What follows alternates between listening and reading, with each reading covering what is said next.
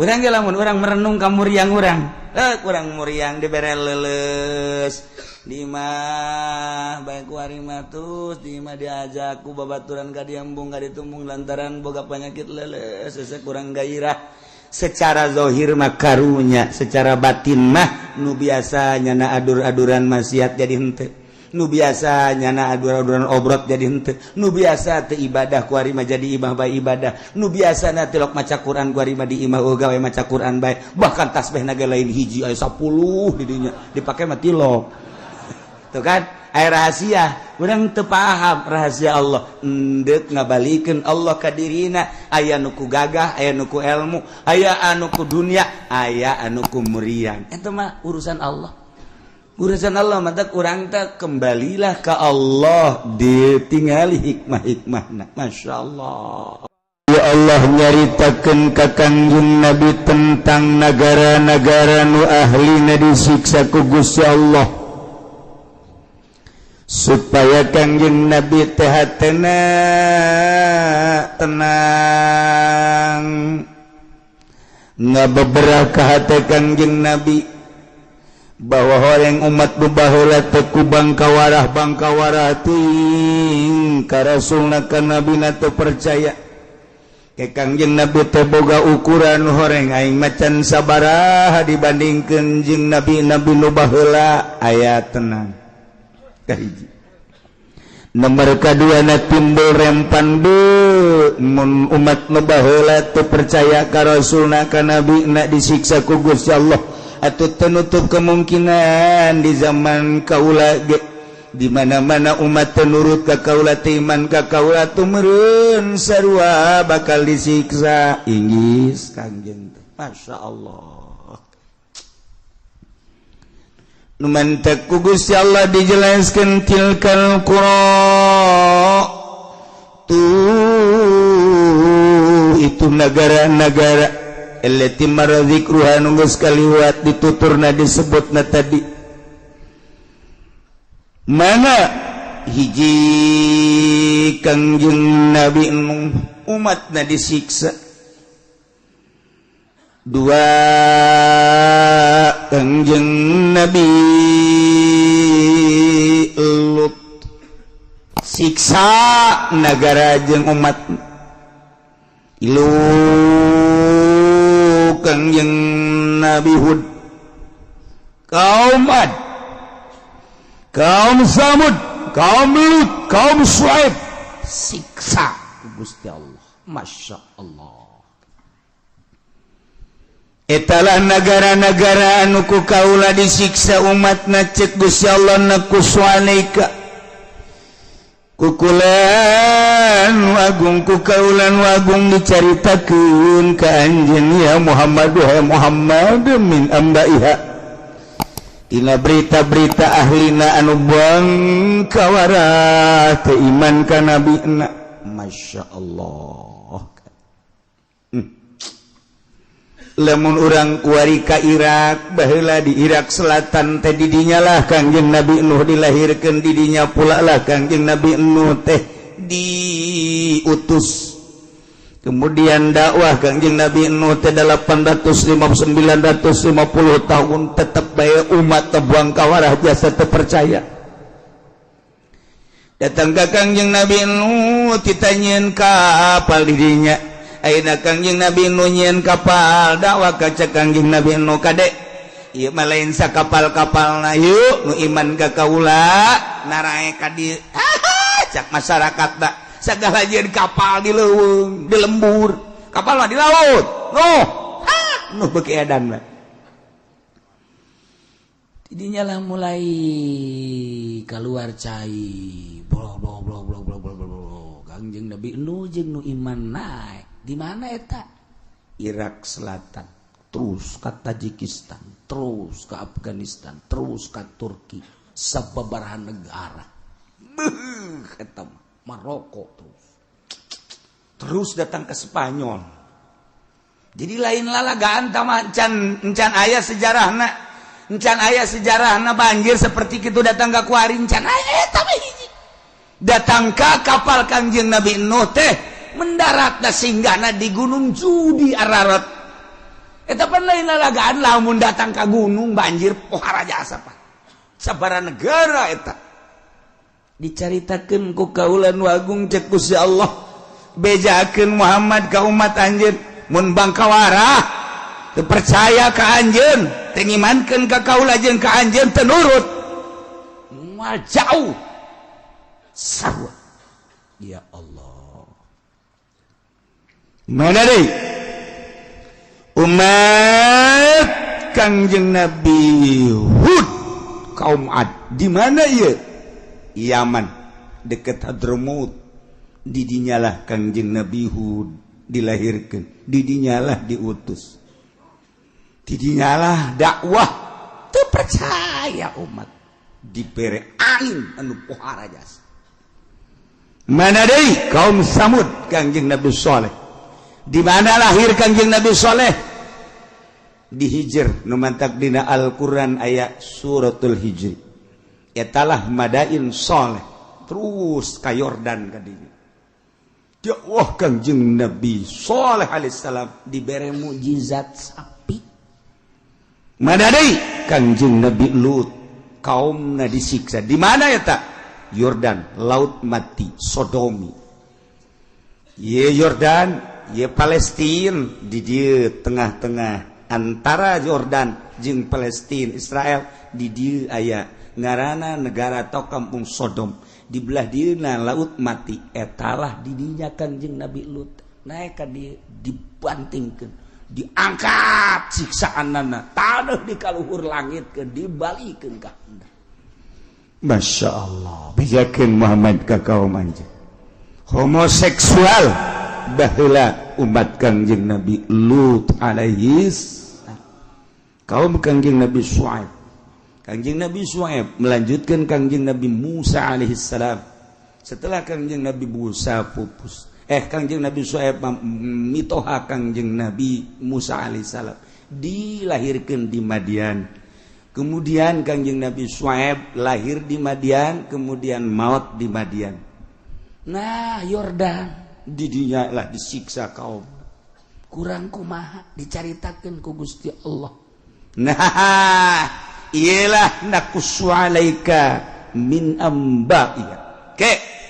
ieu mah hanya sekilas-sekilas cek Gusti Allah dihareup bakal didongengkeun hiji-hijina nabi-nabi rasul-rasul teh sakedeung deui eta kumaha walaqad ja'atuhum rusulum bil bayinat nyata jelas yakin datang ka eta kampung ka eta negara ka eta ahli-ahli negara nu tadi dicaritakeun rusulum utusan-utusanna ti Gusti Allah lain make tangan kosong kabeh ge bil bayinati dibere mukjizat ku Gusti Allah nu nyata jeung jelas leuleung nya ngahadiran kana mukjizat tapi pamakan uliu minum sama sekali teu ngimankeun bima kadzabu ku sebab kakufuran anu nyana geus ngabohongkeun tetep bae tata dina memeh datang rasul kufur sageus datang Kangjeng Rasul teh mawa mukjizat nyana mempertahankeun kakufuran kufur bae siksa ku Gusti Allah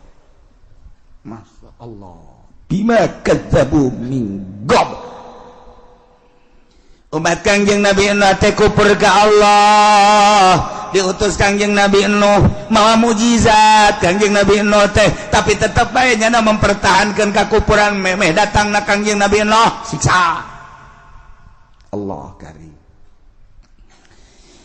kaum Ad bangkawarah kufur ka Gusti Allah diutus Kangjeng Nabi Hud alaihi salam didinya Kangjeng Nabi Hud diutus dakwah umatna tetap mempertahankan kakufuran sakumaha memeh datang Kangjeng Nabi Hud sanajan mau mukjizat kufur bae siksa ku Gusti Allah Masya Allah karim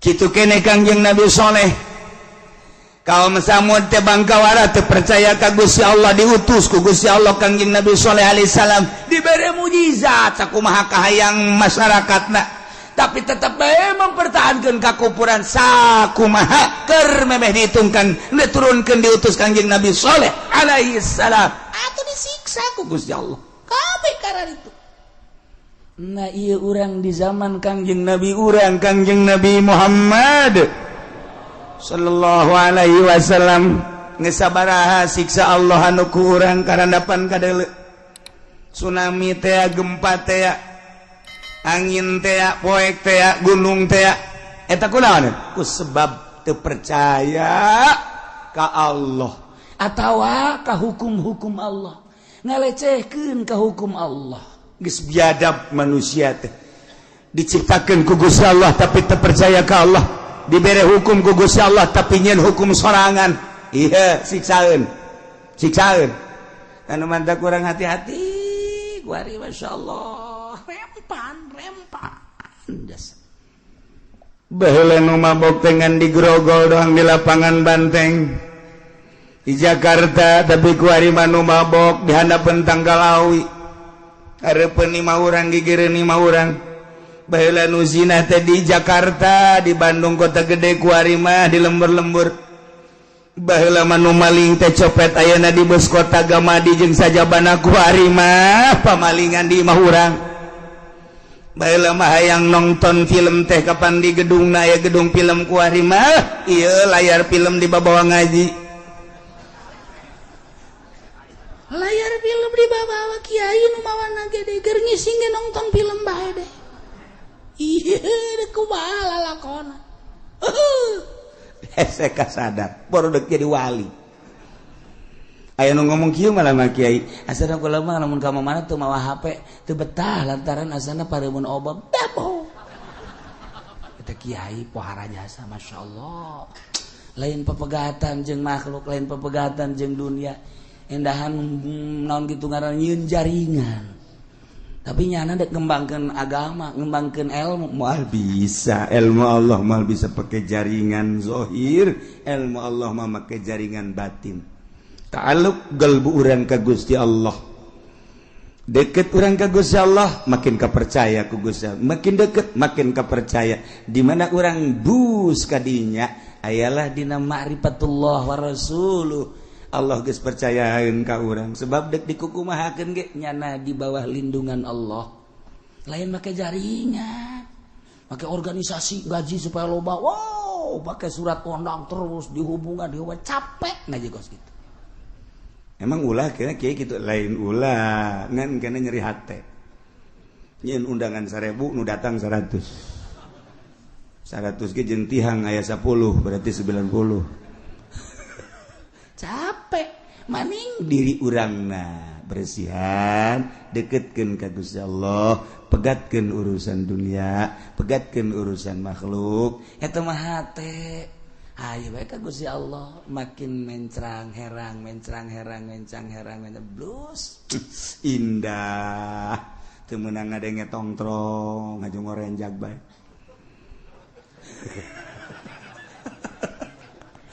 ngorejat asal gede tongkrong ngorejat kok mau nu jualan tongkrong ngorejat jasa terus gitu tah eta bersih hate karena masyaallah kuari matung ti mimiti kiai nanggeus kos kararia komo pamerintahanan hajun nu negor ka pamarentah eueuh di zaman Gus Dur mah dibuka lebar-lebar teh demo teh dibuka sakahayangna ayo hayang nyaho cak Gus Dur kumaha kemudian dipanggil diterima sok adu argumentasi dibuka lebar-lebar teh di zaman Gus Dur ulah aya skap antara pemerintah jeung rakyat sebab lamun pemerintah teh dek urusan rakyat lamun aya hijab aya sekat dek kumaha ngurusanana dibuka lebar-lebar demo diunggal negara diunggal kampung ayo ngan demo ulah sademo-demona siapkeun argumentasi madap tanya argumentasina ya dijawab ku Gus Dur makana kieu makana kieu kumaha maneh tuh anu teu cair kabeh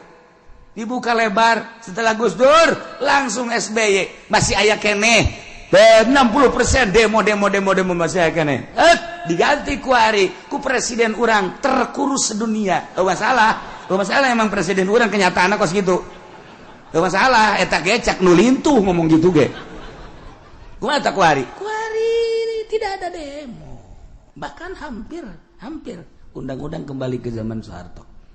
Namun demo bisa tembak tempat. Encan sampai kadinya mangan direncanakan temenan sekat makin jauh. Di zaman Gus Dur dibuka sekat, rakyat jeung pemerintah tidak ada sekat. Hei pokoknya mah nanya naon beurang penting silakan di zaman Gus Dur mah, tapi kuari awas demo-demo, awas informasi dan lain sebagainya, emang kuari gitu siap. Jadi geus teu wani kuari mah nyara baris nyarana bae urang nonton nyana teu bisa dek laporan, lamun anak geus teu bisa laporan ka bapa deuk kumaha jadina. Kula masuk inget ka dongeng baheula di zaman gitu di India zaman tabiin. Aya seorang pemimpin India Islam harita keur carita pongaran nyana nyun lukisan bede jeung bagus lukisanana gandrung kan di India mah gandrung tanggal gandrung lukisan tangkal gandrung nu gandrungna keur meujeunna buahan didinya aya manuk enclak di buah gandrung kemudian bari macok kitu ta lukisanana. Wah indah jasa bagus jasa jeung gede tempelkeun di hareupeun istana raja ku abeh punggawa-punggawa mun kieu mah bangsab itu kerabat-kerabat kerjaan wae di istana ningali jeung supaya itu mengomentari wabeh komentarna nu mistek bagus hebat memang bener bagus kuari diundang di kalangan tokoh masyarakat geus giliran pejabat ngabaguskeun kabeh tokoh masyarakat konglomerat kabeh diundang supaya neuleuh lukisan tersebut. Wow anu teu ngalem kuabeh memang Wabeh ngalem jeung bagus. Kuari ti kalangan rendah si miskin. Salembur cokotan coba si miskin ngumaha terhadap lukisan ieu. Begitu nolo si miskin mah tu ngaranna ge miskin ieu jeung bodoh pan. Atuh teu bisa ngadilai nya mah. Ngan aya salah saurang miskin jasa cumplang campling. Tanya seorang, iya bagus, tas eta. Kumaha lukisan? Cek ulama ieu lukisan teu bagus. Kok kaget atuh. Wah, sana dibunuh cenah bakurang. Teu bagus sakeuna ieu lukisan, bahkan salah. Panggil ku raja. Ke, berani amat ieu ngateu baguskeun jeung nyalahkeun. Sedangkan ia karya seseorang anu luar biasa aya anu ngalukisna beureum di pelebah mana teu bagusna jeung pelebah mana salahna ya raja ge sarua bingung panggil coba nyatakeun di harapan manusia kira-kira ieu lukisan bagus apa jore si miskin ieu berani amat miskin kira-kira ieu bener apa salah lukisan salah. Nyatakan coba kuari di hadapan masyarakat, di hadapan penggede ieu kagorengan jeung kesalahan jelaskeun.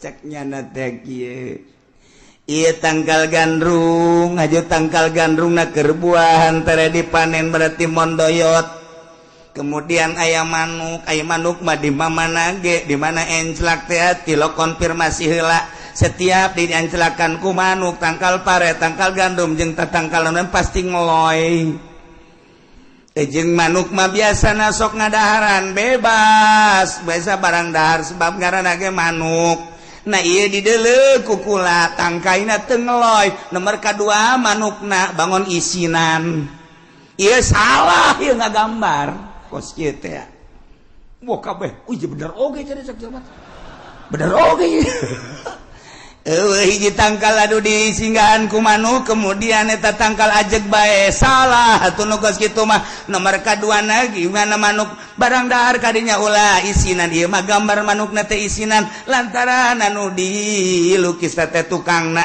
jadi berarti keur macok ka ditu tanda bahwa ieu manuk teh isinan ieu salah raja tanya deui leuwih jerona deui kumaha ieu maksudna ieu teh kapan gambaran antara rakyat jeung pamarentah hartina pamarentah teh ieu tangkal gandrung anu siap dipondoyotan ku masyarakat. Kemudian hartina gambaran manuk eta adalah rakyat. Di mana bae rakyat mah deuk encrakna jeung iraha bae. Geus di mana-mana ieu teu ngarasa beban, tangkal gandrung dieunteupan ku manuk teu ngarasa beban, berarti eta teh tangkal anu bangkawarah. Blon eta tangkal. Burung raja. Begitu ditangkap, kula mah tangkal ceknya lain raja. Ieu mah tangkal nu blon. Belah ditu nama ya raja. Bisa fakir teh bisa miskin. Ieu teh manuk gambaran rakyat anu deuk singgah menta diurus ku tangkal gandrung, sebab di tangkal gandrung aya potensi. Geus di mana tangkal gandrung dienteupan ku manuk, kemudian tangkal gandrung na ajeg bae, berarti tangkal gandrung teh henteu tawadu. Tangkal gandrung nu hebat mah di mana dienteupan ku manuk, pasti kudu ngoloy, berarti tangkal gandrung teh gandrung tawadu. Geus didinya dipersilakeun manukna dengan bebas jatuhanana. Kitulah gambaran antara pemerintah jeung rakyat. Cukup gambaran gandrung jeung manuk ge. Nah ieu baheula bae tangkal gandrung geus dilukis baheula eta dieunteupan ku manuk tangkal gandrung ajeg bae kuari. Boh komo kuari. Kumaha meureun teh ngagambarna kuarinya urang antara tangkal gandrung jeung manuk. Asana meureun digambar deui hiji deui di dihandap. Di hiji deui di dua di dua, tilu, opat lah. Dihandap aja lo mau opat. Nu hiji mawa kokoprak. Geus aya manuk kokoprakan. Nu hiji mawa tambang. Geus aya manuk geus tambangan bae. Nu hiji deui mawa rante, nu hiji deui mawa peso. Meureun gambaranna kitu kuari mah tah hendak nyalametkeun gandrung. Boh dihandapna. Tuh baheula mah eueuh dihandapna sakadar teu ngeloy doang geus jadi kecaman masyarakat. Begitu dipanggil si miskin teh dek disiksa. Aya anu ngabela ulah disiksa sebab ieu deuleuh heula kahirupan sapopoena. Barang diteliti horenganan kanyahoan ieu waliun min auliyaillah. Kulantaran kanyahoan wali akhirna raja sieun menta hampura, maka ieu lukisan diganti ku ari mah. Setelah raja hendak menta hampura dididik ku eta wali, ku ari eta dibeuleum lukisan nyieun deui ku lukisan anyar. Masyaallah tangkal gandrung dienteupan ku manuk. Manuk nu enteup di dieu lain hiji, anu endeup enteup ge aya deui, nu endeup enteup di dieu loba jasa manuk, tangkal gandrung nang ngeloy bari jeung loba. Nah eta tanda bahwa siaplah pemerintah endeup mere dahar ka rakyat, urusan rakyat bari aya dina katawaduan. Urang mah lamun neuleuh lukisan teh salukis-lukis da bae. Urang lembur mah teu nyaho maknana lamun lukisan aya nu hargana 1 miliar. Lamun lukisan nu hargana teh 10 miliar, lamun lukisan aya nu hargana teh 100 miliar, urang mah paling ge jebi nanaonan. Sebab naon tuh? Urang mah teu jaho lukisan naon maknana naon. Lamun abstrak kumaha mana abstrak mah geus teu paham. Urang lamun nya ningali lukisan-lukisan Sufi ti Turki, ti Baghdad, maka harti ku kabehan ge. Lukisan jelemana, lukisan alamna, lukisan luhurna, lukisan sagedegeunana, lukisan teu kaharti tapi ku jelema anu nyupi maka harti. Oh, ieu lukisan keur ekstasi poho ka alam dunia, hanya mengingat ka Allah Subhanahu wa taala. Jabarkeun ielah sosok manusia kieu, ielah dihandapna, ielah luhurna dan lain sebagainya. Ta eta kaabstrakanana eta lah nu mahal. Nu mantak di Baghdad deh aya lukisan anu geus ratusan tahun dijual 100 miliar. 100 miliar lukisan. Lain lalagaan lukisan. Mun mangalukis teh ieu naon ieu lukisan? Ieu kareta jeung kareta tabrakan. Masyaallah. Guys, jeung deui balikeun deui. Ieu lukisan naon ieu? Ieu mah jelema. Heeh. Pan ieu beteungna gede. Ieu beteungna gede. Nu ngagedean beteung sa? Tah ieu nu ieu. Oh. Berarti ieu mah zina. Heuh, tang bisa urang beteung gede dilukis. Gendut burung gau bapak. Urang lukisan teh kos sekarang itu, Pak. Masyaallah, masyaallah. Nah, iyalah ku bangkawarahna umat-umat nu baheura mempertahankeun kakufuran. sanajan Allah ngutus nabi ngutus rasul mawa mukjizat kadele kunyana mukjizatna tapi teu percaya atuh di zaman Kangjeng Nabi urang ge urang onam ku ari teu ningali teu hadiran mukjizat Kangjeng kapan Abu Jahal mah ningali kehadiran mukjizat Kangjeng Nabi nyahoeun lamun dicurug Kangjeng Nabi kaluar cai nyahoeun lamun ketika Kangjeng Nabi kaluar jelema harareas nyahoeun lamun bulan di hareupeun ku Abu Jahal turun ka handap beulah nu hiji asup ka dieu nu hiji asup ka dieu kaluar deui maca syahadat langsung indit deui nyahoeun lamun onta ngobrol jeung Kangjeng Nabi nyahoeun lamun eta tunggul korma teh ngahing-hing ceurik menta suaka ka Kangjeng Nabi eta mukjizat Kangjeng Nabi luar biasa kanyahoan ku kabehan kehadiran ku kabehan tapi ku bakawara mah bakawara bae urang mah ku ari sakadar dongeng ti kiai di berjanji aya dongeng nu matak deueukeun teh berjanji teh ku Muhammadiyah bidah dolalah teh kajen di bidah-bidah ge urang nyaho teh berjanji al jannatu wa na'imu hasadul liman yusalli wa yusallim wa yubariku alaihi abdadi walimlah bismillatil aliyah mustadran fi barakati ala ma ana lahu aulah terus dibaca ku urang walam macam min hamli terus dari urang kan ngeunaheun geus aya Syekh Ja'far anu nyieun dibidahkeun ku Muhammadiyah jeung teuing sabab naon urang nyahona ti berjanji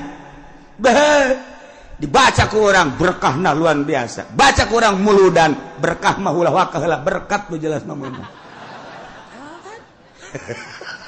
sia mah kadinya bae heran tuh berjanji teh lain hayu kurang diasupkeun ka jero hate tungtungna memanggul berkat tapi eta ka berjanjina teu hormat sia teh meunang cau gede ti berjanji sia eta meunang anu ti berjanji tapi ka berjanjina teu ngahormat bloon amat baca kurang masyaallah padahal lamun maca وَأَكْرِمْ بِهِ مِنْ نَسَبٍ طَهَرَهُ اللَّهُ تَعَالَى مِنْ سِفَاهِ الْجَاهِلِيَّةِ وَرَزَيْلُ غَيْرَانِ كُوَيْرُ فِي مَوْلِدِ وَأَنِ وَرْوَةَ eta kan ngeunaheun urang oh sejarah Kangjeng Nabi ya Allah ya Rabbi tah dibaca walamma tamma min hamlihi syahran ala masyhur al-qali mukhtalifatil marwiyah tufiya bil madinati syanifatul munawwarati Abu Abdullah wa kana qadidan jangan kula mah talar kos kitu teh tileutik bisana sombong amat emang sekali-kali yang sombong ya naon sebabna atuh kula ti leuletik di dieu maca shalawat jeung almarhum Abah teu kudu nara teu pernah kula mah bener henteu pernah nalar eta ngan anggal malam Jumat ngadengekeun malam Jumat kula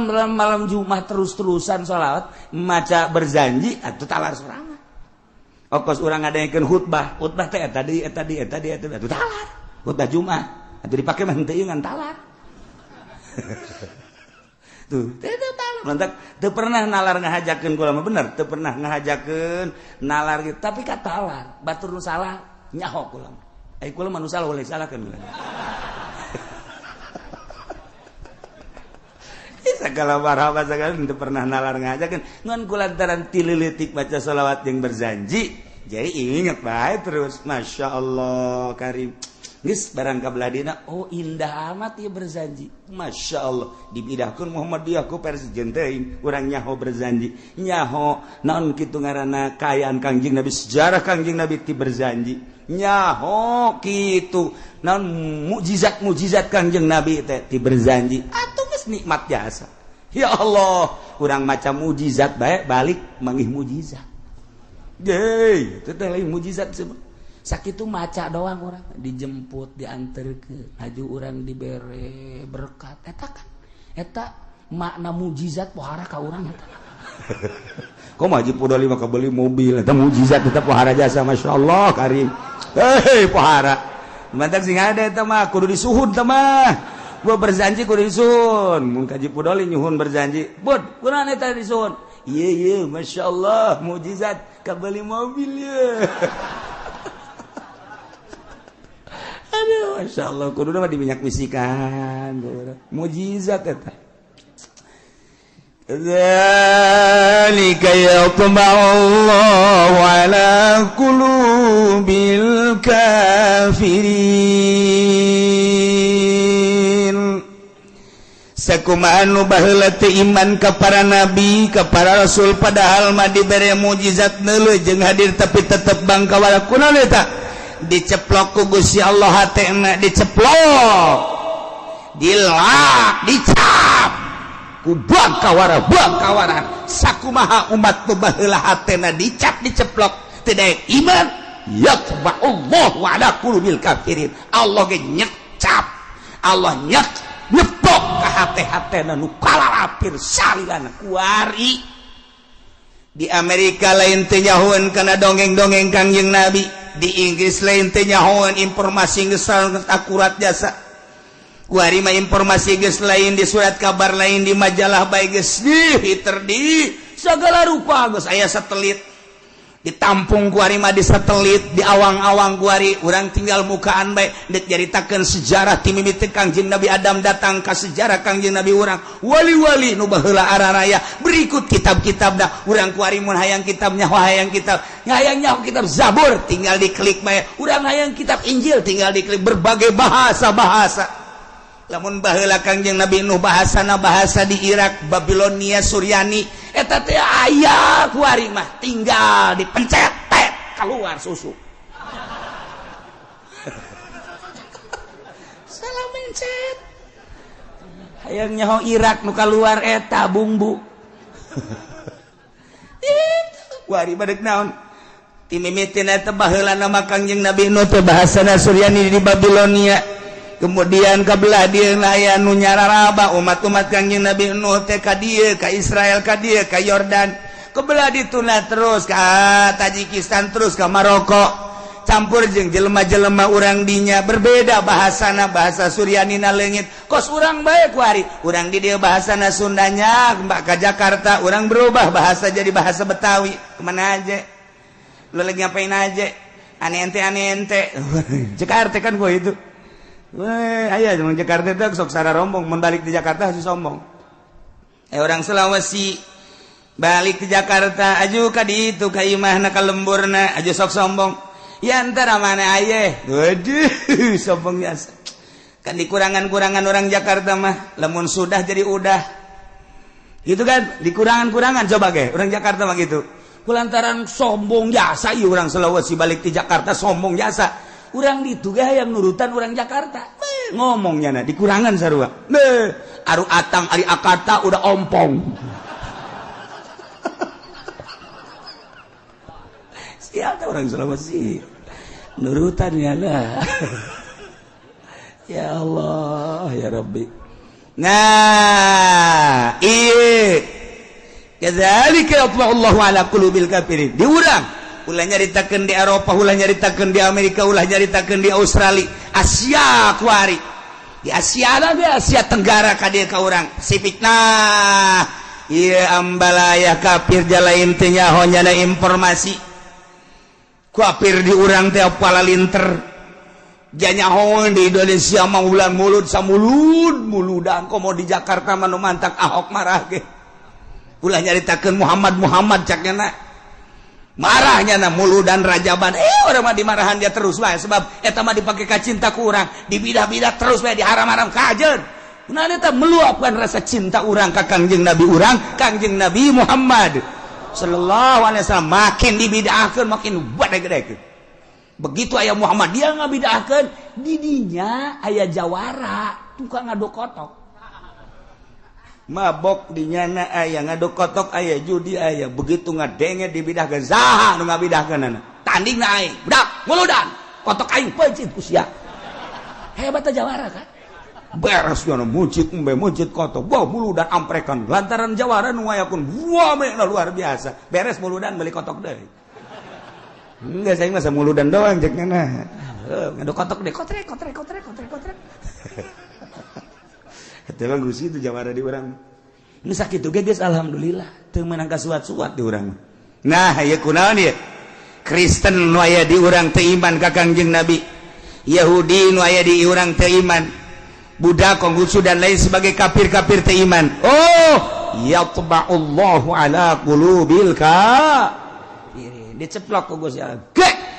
Seakan-akan geus teu robah. Lamun urang nyeun kwetansi kemudian make materai ceplok jet geus teu robah deui ketika aya perubahan sidang menang urang sebab geus aya cap yatba'ullahu ala qulubil mentak urang mah teu kazamanan Kangjeng Nabi tapi urang iman ka Kangjeng Nabi beuh ieu mahal jasa seakan-akan urang mah kuari geus aya di surga Firdaus. Padahal mah teu kazamanan para sahabat para tabiin teu pernah ningali kana mukjizat Kangjeng Nabi, teu pernah ngahadiran mukjizat Kangjeng Nabi, hanya dongeng-dongeng ti kiai nu nyaritakeun mukjizat. Tapi nyulusup ka jero hate urang iman ka Kangjeng Nabi. Sanggeus teh iman urang terus tuturuti ka Kangjeng Nabi sabisa-bisa urang eta teh urang seakan geus aya di surga Allah. Masya Allah. Demantak urang muludan keur aya di surga sebab nyaritakeun ahli surga. Teu pernah urang teh karambanan kabarengan urang kazamanan ka Tuan Abdul Qadir, tetapi caritaan-caritaan jeung elmuna aya urang cinta ka wali Allah lantaran Gusti Allah ngajelaskeun dina Al-Qur'an ala inna auliya Allah la khaufun alaihim wa la hum yahzanun. Jeung hadis-hadis Kangjeng Nabi nyaritakeun tentang wali nyulusup ka jero hate urang komo mun nyaritakeun karomah para auliya Allah urang cinta teu kabendung ku urang di bidah-bidah Wahabi mah apa itu? Nggak bidah-bidahnya mah kahaul-haul Tuan Syekh kahaul-haul bangsa kajen teuing. Hanya urang nu nyaho, hanya urang nu ngarasakeun kacinta urang ka wali Allah. Geus bae urang mah sakitu bae di bidah-bidah sok ke di akhirat balap sia jeung aing. Sakitu bae. Boleh hese-hese sia ngabidahkeun. Geus sia aing mah aing bae dek cinta ka wali aing. Titik geus sakitu. Teu cenah beusi ka neraka, aing ge beusi sia ka neraka bego. Siang ngabeusi-beusi ka aing mah lain ngabeusi-beusi deui ka sia. Leuwih ti beusi aing mah.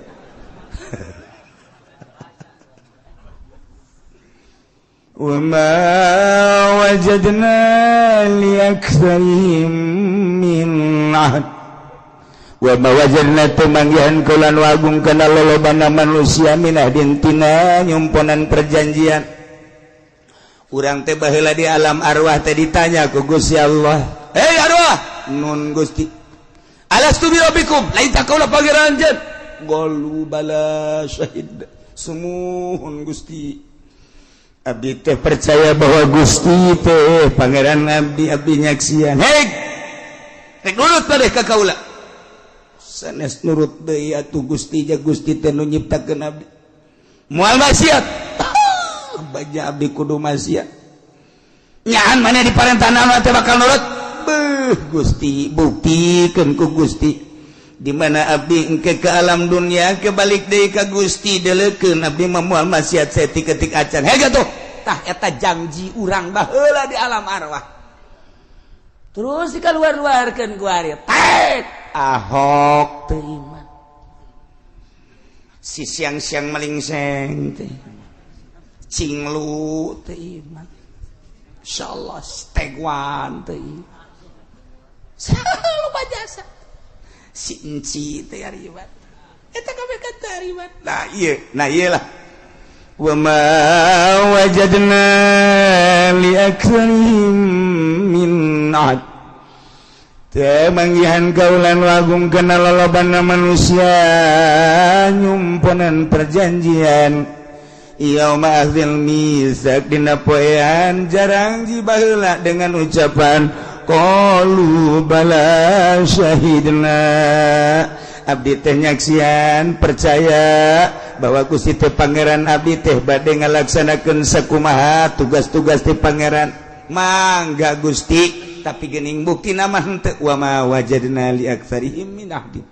Urang mah kuari alhamdulillahirabbil alam di alam arwah baheula urang janji qalu bala syahidna urang kuari alhamdulillah akur cek Allah Islam inna dina indallahil Islam salat alhamdulillah sanajan subuh jam 7 Allah madini tetep kodoan malaikat ge wah si mah kodo deui ka jeung koko mah ge masalah geus lah ta eta tidak puasa alhamdulillah puasa zakat haji malah di Indonesia memunggah haji itu antrina luar biasa. Sadunia paling antusias haji Indonesia. Pakistan ini 2 Indonesia pohara jasa datang ke kuari duit sabaraha triliun beureun lantaran nungguanana urang kuari ti 5 tahun, 7 tahun, 10 tahun, 15 tahun, 20 tahun, 23 tahun. Beuh lain lalagaan. Berarti antusias jasa kan. pohara geus kajian pahege aing geus daftar wah masalah geus cenah teh masalah eta kan sangat antusias berarti kan nek ngabuktikeun golu bala syahidina nu mantak darek ngaji ka dieu kunaon baheula janji abdi bade percaya ka Gusti tur abdi bade ngalaksanakeun aturan-aturan Gusti abdi bade ngalaksanakeun aturan Gusti teh kulantaran kudu nyaho abdi teh hayang nyaho mantak ngaji ka dieu tah ieu teh urang kuari ieu keur di sorga ieu kan manya di sorga aya tukang uduk sagala aduh Gusti mujarab tukang uduk tukang sate sorga kos kitu amat sih maknana urang teh keur aya dina sorga sebab naon sesuai jeung janji urang baheula di alam arwah ngan lolobana wa ma wajadna li aktsarihim min tah nu nek ngabangun sumarekon di dinya eta teh nu jalir janji ka Allah nu geus jelas-jelas perumahan di ditu eusina Kristen kafir-kafir maluyung mayoritas eta teh anu jalir janji ka Gusti Allah tah Kristen nu ambalayah di urang Yahudi nu ambalayah eta nu jalir janji ka Gusti Allah teu kejeun teuing hege sakayangnyana geus tu penting salametkeun urang sing hadet niat urang tekad urang ucap urang awas ulah datang ka gelincir tina relna salametkeun wa ma wa wajadna aktsarahum lafasikin jeung sanyana wajadna kaula manggihan agung aktsarahum kana lolobana manusia mah oreng lafasikin lolobana mah berarti mayoritas manusia fasik ieu cak Allah lolobana manusia teh jalir janji cak Allah lolobana manusia teh horenganan fasik cak Allah kuari mah Tangerang we sakabupaten Tangerang aya sabara kecamatan satu kecamatan aya sabara desa sadesa aya sabara RT berarti umatna kahitung sakabupaten teh aya sabaraha umat Islam kuari eta umat Islam teh anu belajar dina kaislaman aya sabaraha sanggeus belajar dina kaislaman anu make aya sabaraha anu sok salat konsisten aya sabaraha anu sok zakat konsisten sabaraha anu salat nage khusus sabaraha barang dihitung-hitung sakabupaten hiji-hiji acan aya anu khusus hiji dua mah meureunna anu salatna alhamdulillah cirina di Cikupa masjid dibangun, di Belaraja masjid dibangun, di Sepatan masjid dibangun. Eta kan ciri berarti aya nu salat. Sanajan subuh mah subuh nu adzannya na, nu qomatnya na, anu berjamaahnya na make sapeker di kesulobaan. Bismillahirrahmanirrahim. Cek masyarakat lobaan ya bas bareng di deleunya anak kene. Ya Allah, ya Rabbi borongan. Eta di mana cenah kieu moal bejakeun lah. Itu bae pokona mata Gusti Allah horeng bener ieu wa wajadna aktsarahum lafasikin urang mah ulah kasupkeun ka ayat ieu urang nu kaluar tina ayat ieu lamun Allah ngajelaskeun lolobana jelema jalir janji urang mah ulah mun lolobana manusia adalah fasik urang mah ulah mudah-mudahan urang ditetepkeun iman Islam dikuatkan iman Islam sehingga iman Islam orang kabawa maut di akhirat orang disalamatkan ke Gusti Allah diiringkan bareng jeung para ahli-ahli Allah subhanahu wa ta'ala bi barakati umil Quran al-Fatihah Bismillahirrahmanirrahim alhamdulillahi rabbil alamin arrahmanirrahim maliki yaumiddin iyyaka na'budu wa iyyaka nasta'in shiratal mustaqim صراط الذين أنعمت عليهم غير المغضوب عليهم ولا الضالين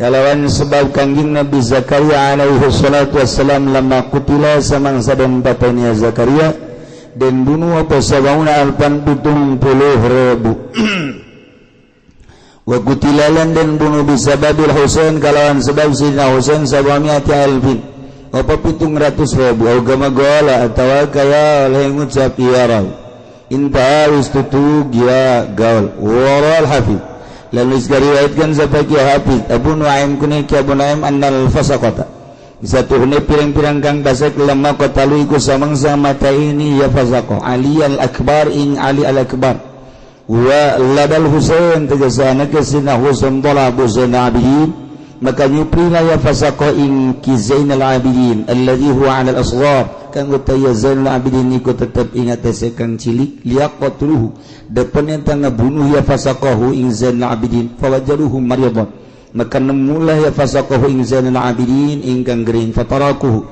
maka ninggal ya fasaqahu ing Zainal Abidin wa kana ummuhu lanana apa umur Zainal Abidin hina kutilu waktuna wahina qatalu akahu waktuna mataini ya fasaqahu ing dulure ya Zainal Abidin 13 sanatan ikut 13 tahun sumanhum qatalu kali-kali satuhuna ya fasaqah ikut pada ngabunuh ya fasaqah hu ing akha ba'da zalika ing dalam sausana mangkono ing dalam sausana mangkono talab bimuddatin kalawan samasa wa hamalu rasah lan pada naranggung lah ya fasaqah ing sirahe akha ila Misra maring negara Mesir bi masyarih ing dalam kubur kang nggon atau kang mati syahid ya akha qariban dari parak min mujratil qal'ah saking mujratil qal'ah min Nil Misra saking dengan Nil Misra kama raituhu kaya barang kang ningali sunhu ing maktuban ingkang ditulis ala gabrih ing atase kuburan akha bi khatin grim kalawan tulisan kang dingin nuluikeun caritaan tentang pembunuhan Sayyidina Husain anu terus disaksra ka putra-putraan etik ye diriwayatkan bahwa sanyanya nakalakuan dibunuhlah sabab terbunuhna Kangjeng Nabi Zakaria alaihi salatu wassalam waktu dibunuh Kangjeng Nabi Zakaria anu milu disatukan kena dibunuh deui 70.000 manusia ahli Allah masyaallah wa kutila jeung dibunuh bisa babil Husain ku sabab Sayyidina Husain sabumiati alfi 700.000 manusia anu dibunuh deui soal pembunuhan terhadap ahli Allah teu aneh jeung teu pernah mundur ahli Allah urusan maut geus jadi biasa nuantak di Irak teu aneh berjuang teh urusan eleh jeung menang lain urusan urang teu penting berjuang geus teh gimbir urang Irak mangsa Irak Iran Persia teh negara-negara kuno tiba ogama gola indah waral Hafiz Abu Nuaim Kiai Hafiz Abu Nuaim nyarioskeun annal fasaqata saenyana jelema-jelema anu buang kawara nu para rasik begitu manehanana ngabunuh Ali al-Akbar putra daripada Sina Husain gaduh putra ngaranna Ali Akbar kuburanana di Iran Ali al-Akbar aya Ki Ali Murtadha aya Ali Akbar aya deui kitu Fadl itu makam rame di Iran rajas jelema-jelema nu para rasek neangan nadina ye ngaranna Zainal Abidin nu harita masih keneh leutik keneh maksudna mun aya dek dibunuh teangan disaksak Zainal Abidin kapanggih Zainal Abidin teh pawajaduh cuman keur dibere muriang panas ngahodhod Zainal Abidin teh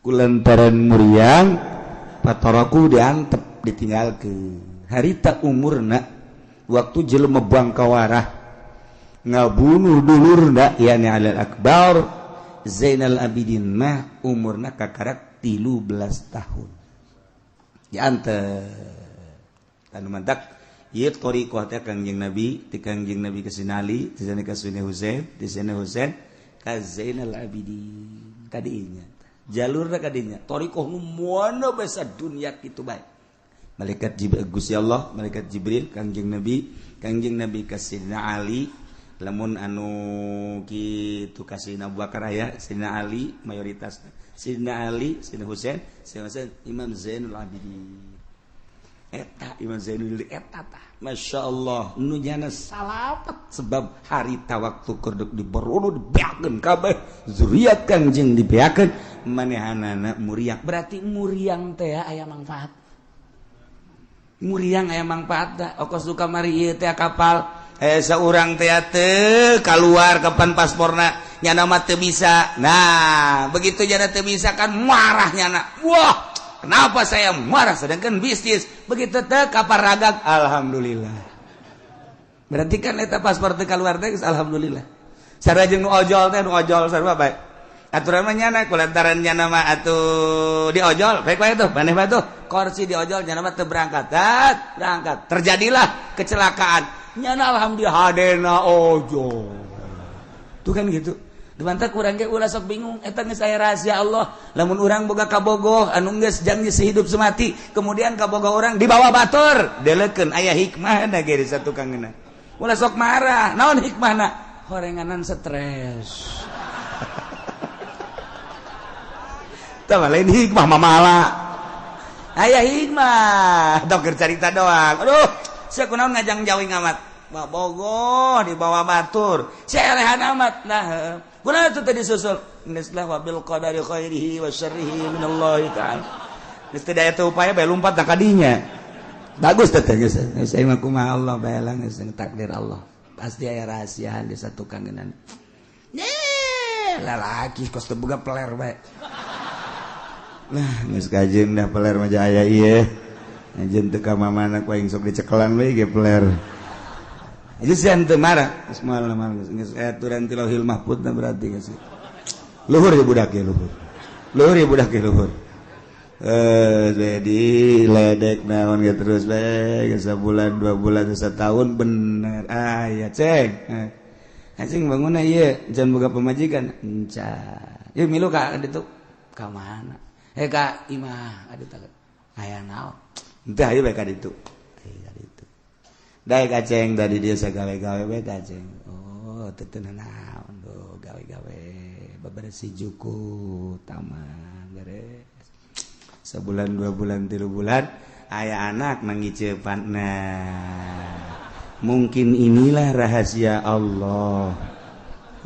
Atau Allah manian rahasia babari jasa. Ya emang kumaha gitu. Terus kadina main mata adalah panah asmara menembus. Aduh, tanya ku bapana Neng. Neng kumaha mun dikawinkeun ku abah? Kasa aya abah boga pilihan. Saha abah anu embung. Oh eta embung mah maksa abah mah. Aya deui menang sabulan aya deui nu hayang ka Neng nu hayang ngalamar saha anu embung. Geus 3 embung bae. Aya Neng si ieu embung bae hayang ka saha? Itu. Masya Allah cak bapana dibawa sia ka dieu ku aing tidak bebersih dibayar ku aing horenganan waduh buaya makan tanaman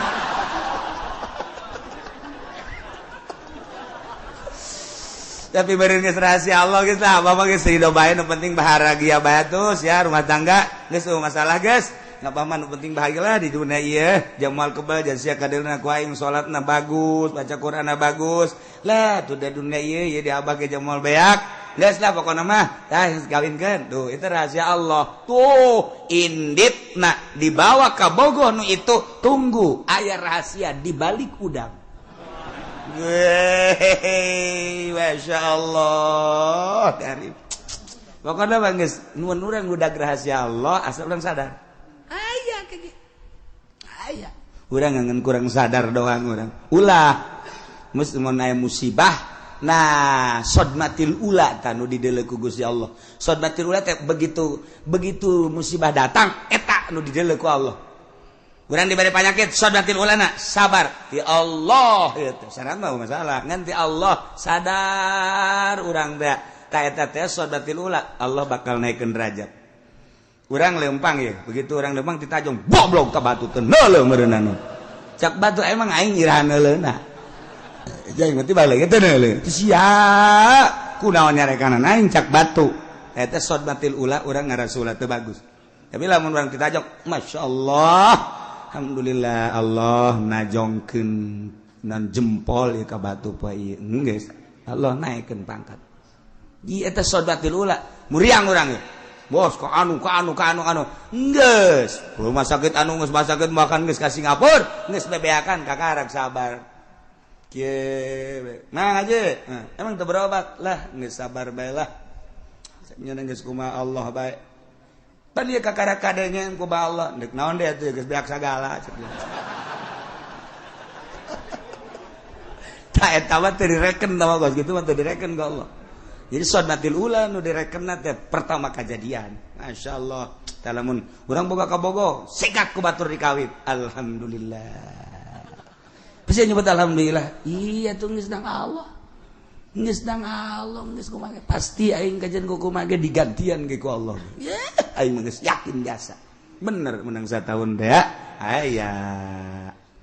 Saya can kawinnya. Yuk kalau murahin. Dengan atuh sugan bae ngaranna ge manusia nyareat ai bae leumpang. Hayu atuh berangkatnya na milu ka lempurnya. Masyaallah di dinya aya nu tas tinggalkeun ku salakina. Aya jahe. Masyaallah imah boga mobil boga perusahaan aya. Mantep. Geus lah geus masalah geus. Sia dae ka dieu. Masalah geus. Barang dihitung-hitung umurna 55 tahun. Sia dek-dek ajeun lah, sugan pendek umurnya na. Brak angel ka paeh deui. Ngan itu urusan waris batu Allah nu ngatur. Ngan dibalik eta masih aya hikmah. Ye, pokoknya Allah mah gitu bae. Nah ieu Imam Zainul Abidin Muriang dibunuh wali Allah nurus ka Imam Zainul Abidin sadunya kabeh diburiangkeun ku Allah selamat masyaallah karim tuh urang ge lamun urang merenung ka muriang urang urang muriang dibere leuleus di mah bae ku ari matus di mah diajak ku babaturan ka diembung ka ditumbung lantaran boga penyakit leuleus sesek urang gairah secara zahir mah karunya, secara batin mah nu biasanya na adur-aduran maksiat jadi henteu. Nu biasanya na adur-aduran obrot jadi henteu. Nu biasa teu ibadah ku ari mah jadi imah bae ibadah. Nu biasana tilok maca Quran ku ari mah di imah gawe maca Quran bae. Bahkan tasbihna ge lain hiji aya 10 di dinya. Dipake mah tilok. Tuh kan? Aya rahasia. Urang teu paham rahasia Allah. Endeup ngabalikeun Allah ka dirina. Aya nu ku gagah, aya nu ku ilmu, aya anu ku dunia, aya anu ku muriang. Eta mah urusan Allah. Urusan Allah mah urang teh kembalilah ka Allah ditingali hikmah-hikmahna. Masyaallah. Cuman urang bodoh, hanya wali-wali Allah nu nyaho. Wali Allah mah nyaho ieu muriang kitu maksudna. Ieu sugih ieu maksudna. Ieu teh boga jabatan ieu maksudna.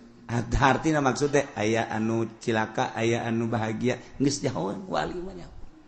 Diberenya oh ieu ku sabab jabatan bakalna cilaka. Oh ieu ku sabab sugih bakalna salamet. Oh ieu ku sabab susah bakal salamet. Nyaho tah. Aya anu sugih nyalametkeun, anu sugih nyelakakeun, susah nyalametkeun susah. Ha dibere terbuka ku Gusti Allah, wali Allah mah plak ngan teu meunang. Nyana ngomong secara tasreh paling kinayah sebab lain nabi.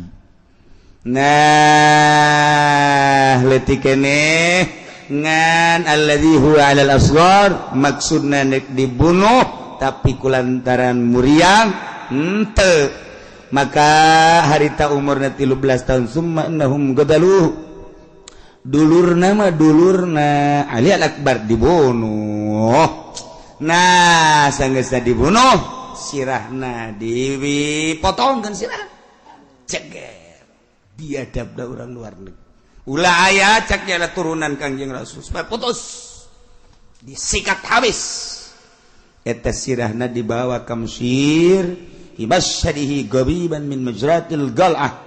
Di kuburan para jelema nu maut syahid min Nil Misra. Aya dinya deket min majratil qal'ah tina bengawan Nil Mesir sakumaha nu ku kaula cek musannif ningali tulisanana ala gobri bi khatin qadim tulisan anu baheula aya di Mesir bengawan Nil kemudian kabelah kitu non kana kidul tadinya aya itu kuburan Mashhad masa harga tempat-tempat jelema nu maut syahid di dinya dikubur. Oh, orang lamun ningali pakuburan di Mesir ahli-ahli Allah pohara. Di Mesir geus pohara, ngan ka pohara ada tuh pohara di kotorna di pohara jasa, sampah di mana-mana. Eta urang ziarah ka kuburan Imam Syafi'i, belah dieuna teh jajaleunna Imam Waqi'. Ziarah cukup di jalan bae. Lantaran kotorna pohara. Ahli Allah teh, ahli Allah, loba jasa di Mesir, tapi kuari teu terurus. Bentukna mungkin keur bentuk demo. Eta di Al-Azhar, di Al-Azhar ambalaya sampah-sampah. Meureun ku sebab ieu teu satuju jeung pemimpinna keur diantep. Boh atuh dibersihan mah gampang di Mesir mah. Sadaekna ditut lapangan, dibeulum dan lain sebagainya. Bentuk demo ti masyarakat diantep. Bangawan Nil ge geus teu terurus. Terus bangawan-gawangan nu lainna kan non kitu ngaranna solokan-solokan anu ti bawangan Nil sampah hideung caina.